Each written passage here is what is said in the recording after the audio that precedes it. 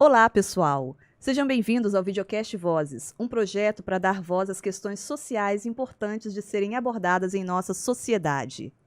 No episódio de hoje, vamos falar a respeito dos desafios cotidianos da comunidade LGBTQIA+, um diálogo necessário. Vamos lá? E para isso, nós trouxemos aqui o Fábio Veiga, né, e a Mel, que vão contar aí com um bate-papo bem bacana. E aí eu vou pedir que vocês se apresentem, fiquem à vontade. Meu nome é Mel Rosário, do filme Toda Noite Estarei Lá, e estou aqui à disposição para responder, né, as perguntas desse amado, maravilhoso projeto da FAESA, né, que vem nos dar essa oportunidade de falar um pouquinho de nós, né, Fábio? Exatamente. Me chamo Fábio Veiga, estou no Fórum Estadual LGBT, nós temos uma coordenação colegiada e a gente sempre está aí participando, né, falando para a nossa população, falando para a população hétero, né, sobre esse diverso assunto que nos cabe. Bacana, gente. Sejam bem-vindos, né? O nosso bate-papo é sobre os desafios e deve ser breve, mas vai ser um bate-papo bem gostoso. E aí, vou pegar minha colinha para trazer alguns dados, né? E deixar aí as pessoas contextualizadas desse assunto, né? Alguns casos, né, que nós podemos usar como exemplo para citar direitos ligados ao grupo LGBTQIA+, eles podem ser a alteração do registro civil, sem a necessidade de cirurgia de adequação sexual, o julgamento sobre a aposentadoria da primeira transexual da Força Aérea Brasileira, também a aplicação da Lei Maria da Penha nos casos de violência contra a mulher trans e decisões legais que impactam diretamente, né, a vida das pessoas trans e influenciam as instituições públicas e privadas no Brasil. E o texto do Superior Tribunal de Justiça, ele menciona exemplos específicos, como a decisão de permitir casamento entre pessoas do mesmo sexo em 2011, que depois levou o Conselho Nacional de Justiça a emitir uma resolução proibindo a recusa de casamento homoafetivo. E esses dados, eles já me trazem aí uma primeira pergunta, né, que eu vou soltar e vocês fiquem à vontade para responder.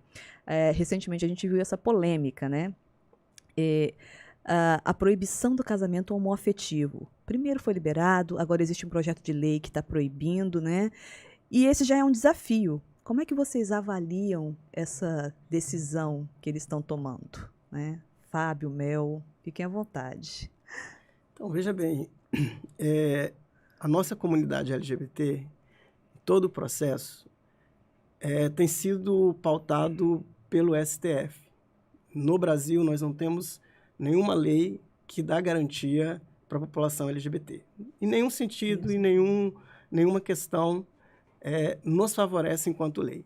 Agora, hoje o Congresso Nacional ele pauta uma lei contrária à nossa população, ao invés de fazer leis que beneficiem, que dê, né? Não é nem que beneficie, né? Porque a gente não quer nenhum benefício, a gente quer ter os mesmos direitos legais como qualquer cidadão e cidadã no nosso país.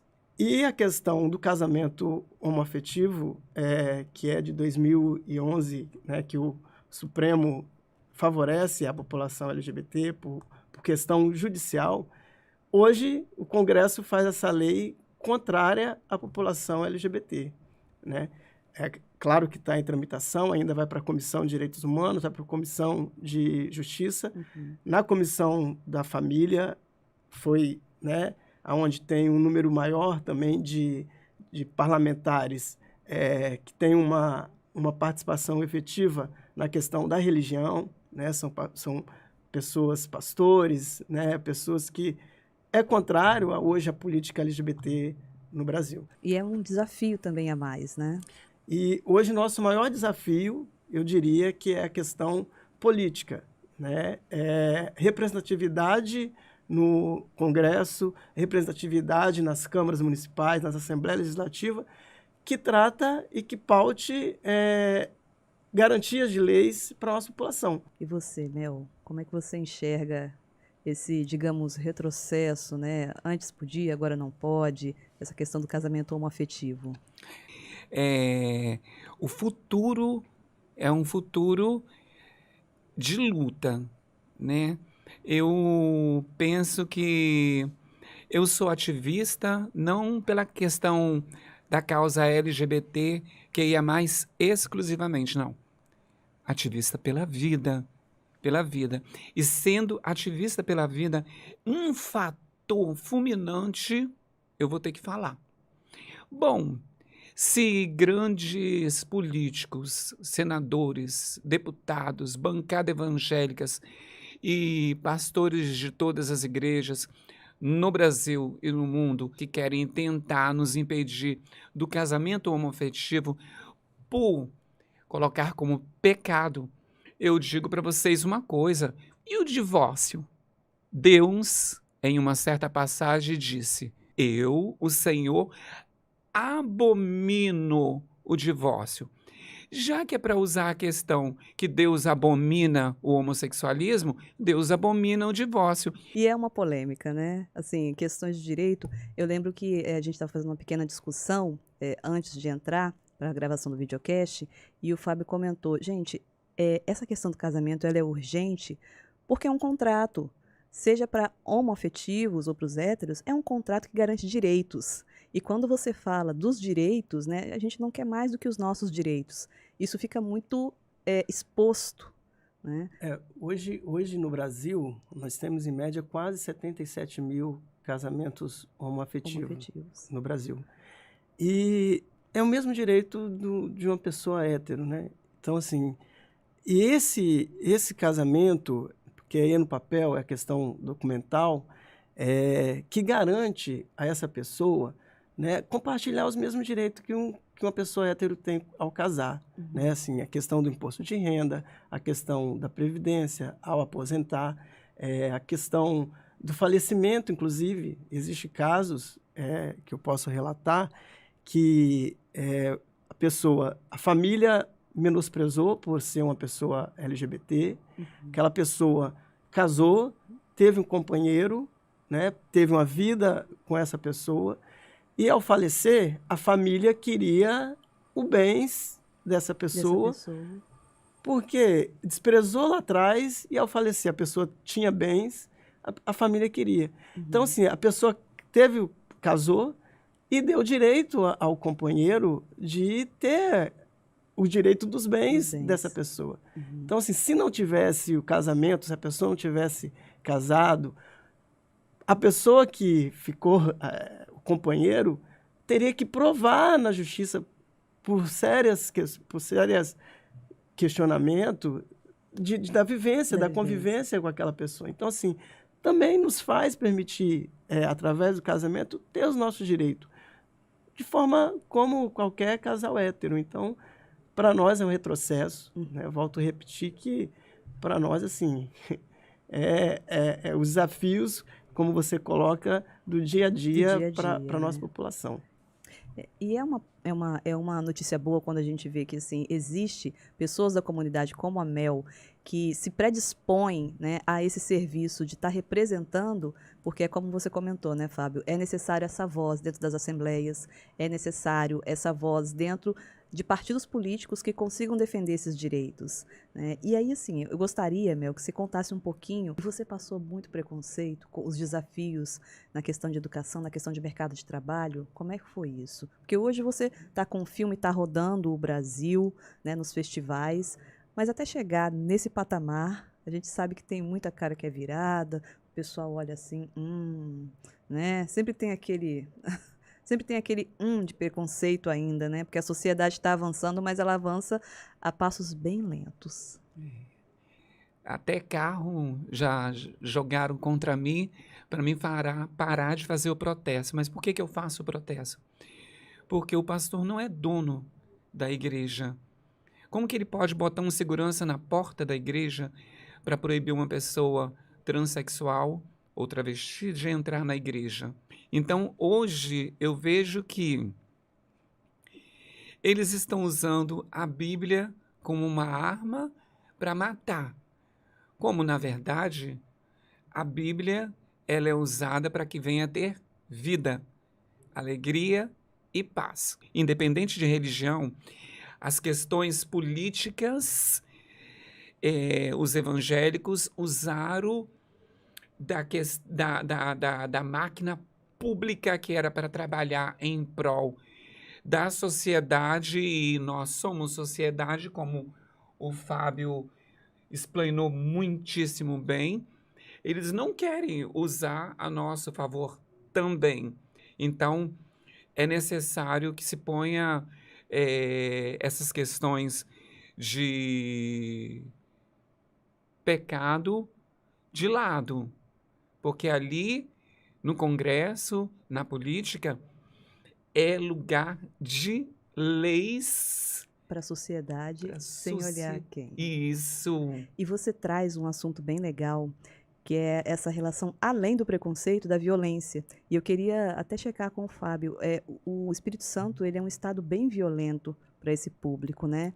Mas hoje em dia, quando uma pessoa da comunidade, sofro violência, Fábio, existe algum órgão especializado que a gente pode recorrer? Você tem, assim, algum relato? Porque, assim como a gente tem muitos relatos de violência contra a mulher aqui no Espírito Santo, a gente sabe também que alguns dados apontam que aqui é um estado bem violento, né, para esse público. Não tem, né? Hoje, assim, você vai na delegacia, vai fazer sua ocorrência normal daquela situação. Se for um caso emblemático, né, onde está bem posto a questão da homofobia, ainda ali, né, o delegado, a pessoa que vai fazer aquela ocorrência, que vai receber a ocorrência, ela vai tratar como um caso de homofobia, porque não existe a lei contra a homofobia, né? A gente está amparado ali na lei do racismo, né?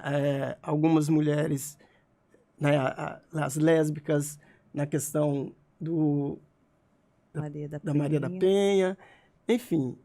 Não tem esse amparo jurídico, né, por lei que nos dê um respaldo. Comparando o número da população em nível de Brasil, é o Espírito Santo que mais mata pessoas LGBT. Vide o resultado de 2022, que, né, no mapa da violência sai o Espírito Santo como o estado que mais ataca a população LGBT. E a violência, quando a gente fala da violência, não é a violência letal, né? Não é ali só o homicídio, mas é a violência psicológica, né? O que afeta muito a nossa população. E aí esses números, né? Que o Brasil hoje é o país que mais mata a população LGBT, em especial, assim, né? Eles têm um número maior quando a gente fala da população trans, um número assustador. Número de guerras, né? Porque a gente tem acompanhado aí recente as guerras, mas assim, se a gente for colocar é número de guerra. Por isso, né? Por conta dessa situação de conflito com a população LGBT. Então é muito grande, né? O número de violência. O número de suicídio. Como não é um dado que é publicado, mas o número de suicídio entre a população LGBT, em especial no Espírito Santo, é muito grande, né? Da população de 12 a 20, 24 anos, o número é muito grande por conta do bullying, de sofrer o bullying, por conta do preconceito, por conta do não aceitar da sociedade a essa população.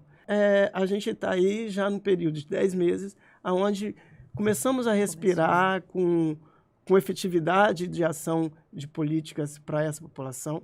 E no Espírito Santo, assim, a gente, nesse período de 6 anos, ainda sobrevivemos, porque é um Estado que não retrocedeu a essa política. Hoje, no Espírito Santo, nós temos um espaço institucional no governo do Estado que trata da política LGBT. Nós temos um conselho estadual, inclusive foi premiado, né? O Espírito Santo foi premiado por ter um conselho, um dos maiores conselhos efetivos da política LGBT no Brasil.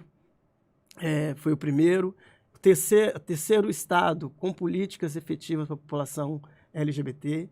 Então, assim, a gente tem trabalhado, tem coisas boas, né? Apesar de todo o cenário caótico, mas, assim, a gente tem ainda um cenário positivo quando se trata, né, do Espírito Santo nessa questão, mas a violência ainda no Espírito Santo, ela supera o número da média nacional. Da média nacional. Mas como é que fica a questão de adoção também para casais homossexuais?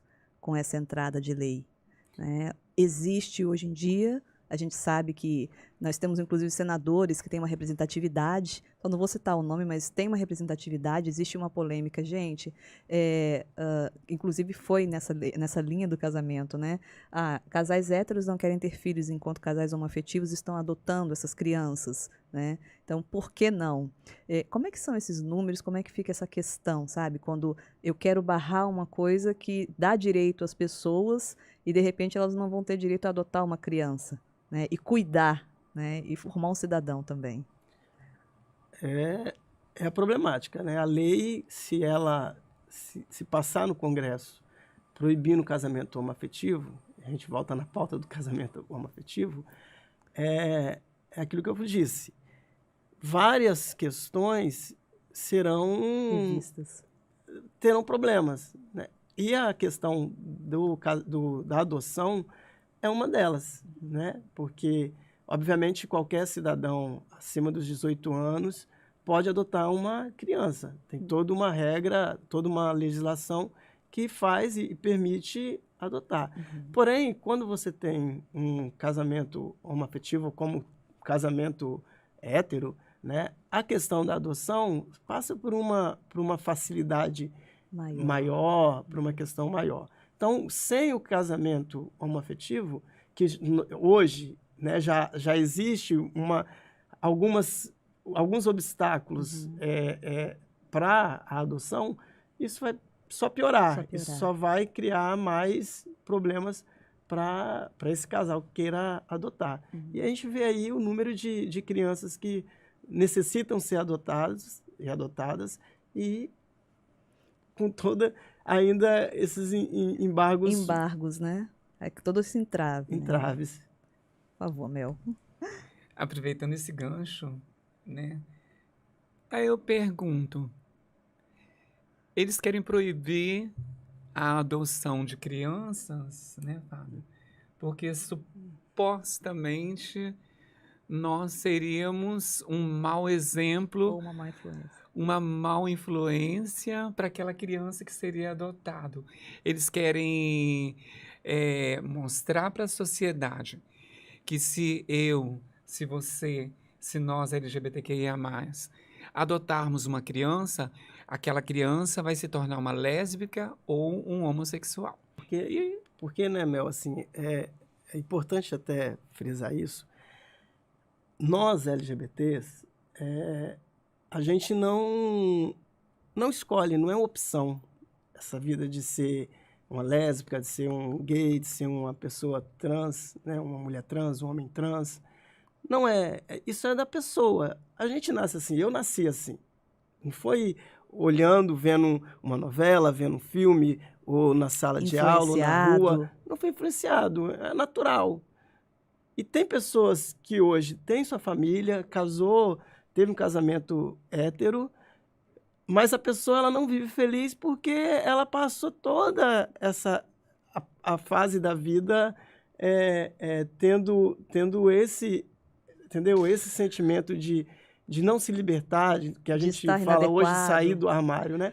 Então, tem que ficar claro para a sociedade que as pessoas ela não escolhem.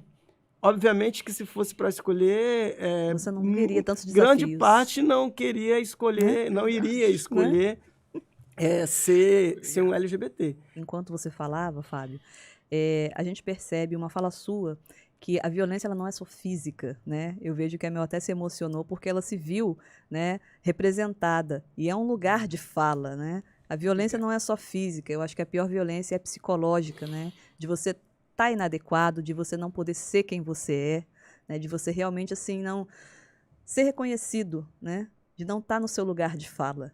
Eu acho que essa é uma violência e esse é um grande desafio. Então você falou muito bem. Se pudesse escolher, não, gente, a gente não escolheria, porque ninguém quer viver com tantos desafios. Você não quer viver sendo vítima de preconceitos, você não quer viver sem um atendimento de saúde, com a sua saúde mental abaladíssima, né? Por uma vida inteira de preconceitos, porque isso realmente abala. Você não quer viver tendo tantos percalços para conseguir ter um emprego, né? Então eu vi isso representado no seu lugar de fala, Mel, enquanto ele falava, enquanto ele realmente estava lhe dando um depoimento. Né? Das falas dele. E aí, gente, a gente vai assim finalizando e eu queria deixar um espaço aberto para vocês. Primeiro, agradecer muito, né? Esse debate está muito legal, né? A gente passaria uma tarde inteira falando aqui a respeito disso porque tem assunto, né? Inclusive um assunto muito nutritivo para as pessoas se informarem. Mas finalizando, eu deixo aberto para vocês agradecerem, né? Para vocês darem as suas palavras finais e a gente finalizar aqui. Então eu queria agradecer a esse projeto maravilhoso, né? Vozes da FAESA, que muito me honra, é uma honra estar com vocês, né? Aqui e agradecer com toda clareza, né? A você, Cassiane Souza, né? Quero agradecer também ao Guilherme, né? Guilherme Silveira, né? Quero agradecer também ao Rafael Schmidt, né? E ao Matheus Simer, né? E toda essa maravilhosa estrutura que é a FAESA, que está proporcionando essa maravilha, né?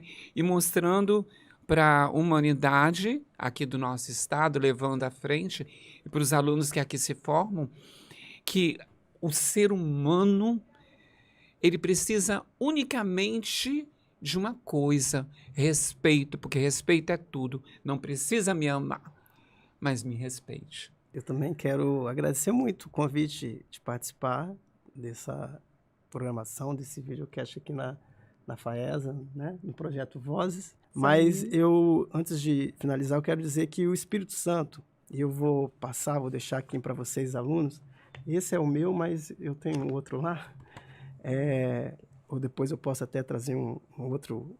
O Espírito Santo hoje ele tem um plano de enfrentamento à LGBTfobia, né, que é um programa feito pela sociedade civil, com a população da sociedade civil. E esse plano é o que norteia o governo do estado hoje com as políticas LGBTs na sua transversalidade nas diversas áreas, segurança, justiça, saúde e tal. E a gente esse plano ele nasceu, né, tá aí, e a gente tem cada dia lutado para que ele seja efetivado na prática e que a gente possa ter, né, um Espírito Santo sem esses números alarmantes da homofobia e que possamos ter um atendimento melhor na saúde, melhor no processo de justiça. E espaços como esses, para nós, é sempre importante a gente poder dialogar, falar um pouco para diversas pessoas, mas eu quero, de fundo, agradecer. E agradecer a você, Cassiane, que fez esse primeiro contato, toda essa equipe, né? O Guilherme, o Rafael, o Matheus, que nos atendeu muito bem na manhã, na chegada, e estamos à disposição. Precisando, é só nos contactar, que eu estarei à disposição para a gente poder sempre estar aí falando e contribuindo, né, para a nossa população. Eu vou deixar aqui, tá bom? Oba, eu agradeço pelo presente, tá? E aí, então, a gente, assim, vai finalizando, que esse foi mais um episódio do Vozes, né? Um projeto sob supervisão dos professores Felipe Dalorto, Lara Rosado, Valmir Matiasi e William de Oliveira. Acessem o faesadigital.com e confiram todos os episódios da série. Muito obrigada, pessoal. Foi um prazer. Obrigado.